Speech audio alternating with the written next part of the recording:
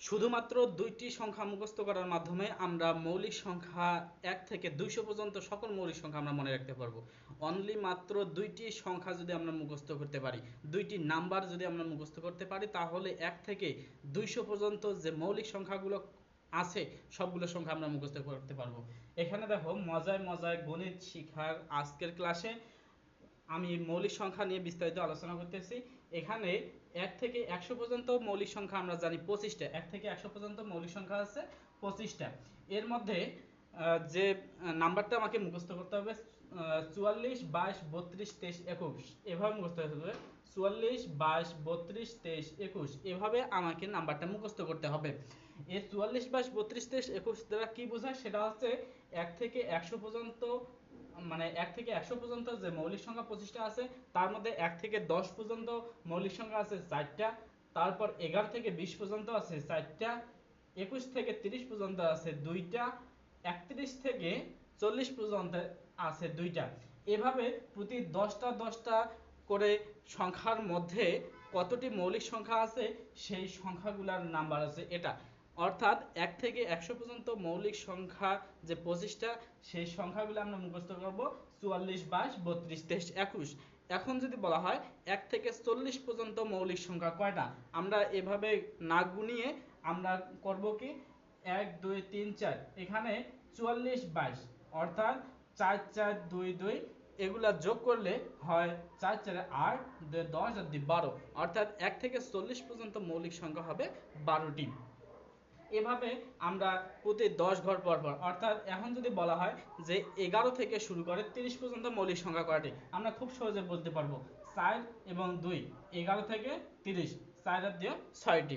এভাবে 101 থেকে 200 পর্যন্ত মৌলিক সংখ্যা আমরা পাবো 21টি। 101 থেকে 200 পর্যন্ত মৌলিক সংখ্যা আমরা পাবো 21টি।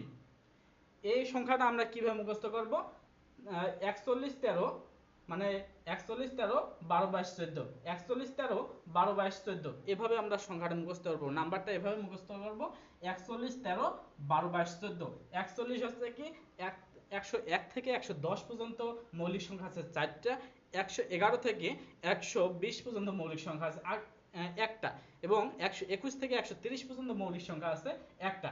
এভাবে 101 থেকে 200 পর্যন্ত মৌলিক সংখ্যা আছে 21টা। এভাবে আমরা মৌলিক সংখ্যা 1 থেকে 200 পর্যন্ত মৌলিক সংখ্যা আমরা মনে রাখতে পারি।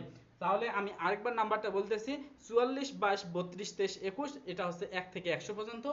আর যেটা হচ্ছে যে 101 থেকে 200 পর্যন্ত 41 13 12 22 14, 41 13 12 22 14।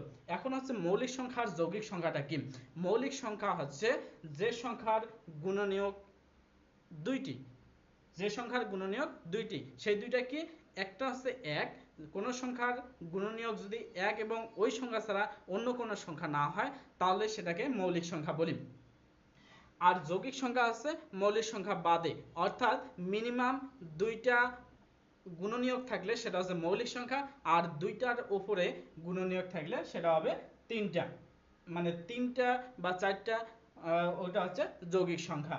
তাহলে একটা প্রশ্ন আমাদের কাছে আসে যে 1 মৌলিক সংখ্যাও না যৌগিক সংখ্যাও না, কেন? কারণ 1 মৌলিক সংখ্যা না যৌগিক সংখ্যাও না, কেন? কারণ হচ্ছে আমরা জানি মৌলিক সংখ্যার মিনিমাম দুইটা গুণনীয়ক থাকতে হবে, কিন্তু 1কে শুধু 1 দিয়ে ভাগ করা যায়, আর কোনো সংখ্যা দিয়ে ভাগ করা যায় না।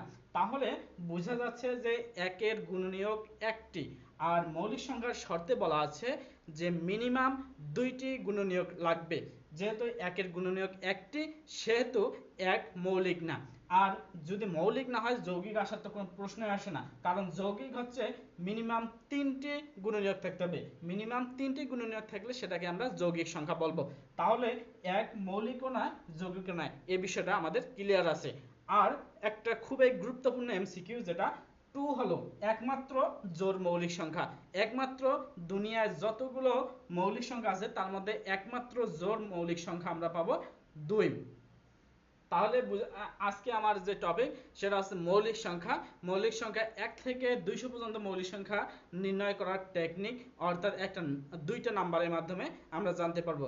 দুইটা নাম্বারে 20টা ডিজিট আছে, 20টা ডিজিট অর্থাৎ 1 থেকে 200 পর্যন্ত মৌলিক সংখ্যা নির্ণয় করার সূত্র বলা যায়। এখন এক থেকে আমি আবার বলে নিছি ক্লিয়ার ভাবে, 1 থেকে 100 পর্যন্ত মৌলিক সংখ্যা আছে 25টি। এর মনে রাখার টেকনিক হচ্ছে 44, 22, 32, 23, 21। আর 101 থেকে 200 পর্যন্ত মৌলিক সংখ্যা আছে 21টি। সেটা মনে রাখার টেকনিক হচ্ছে 41, 13, 12, 22, 14। আর এক মৌলিকও নয় যৌগিকও নয়, এর কারণ হচ্ছে একের গুণনীয়ক মাত্র একটি। আর মৌলিক সংখ্যার যে শর্ত, সেখানে মিনিমাম 2টি গুণনীয়ক থাকতে হবে এবং যৌগিক সংখ্যার ক্ষেত্রে মিনিমাম 3টি গুণনীয়ক থাকতে হবে। আর যেহেতু একের গুণনীয়ক একটি, সেহেতু এক মৌলিকও নয় যৌগিকও নয়। আর সবচেয়ে গুরুত্বপূর্ণ একটা এমসিকিউ যেটা হচ্ছে 2 হলো একমাত্র যৌগিক মৌলিক সংখ্যা। এই হচ্ছে আজকে আমার মৌলিক সংখ্যা নিয়ে কিছু আলোচনা। পরবর্তীতে আরো দেখা হবে। আল্লাহ হাফেজ।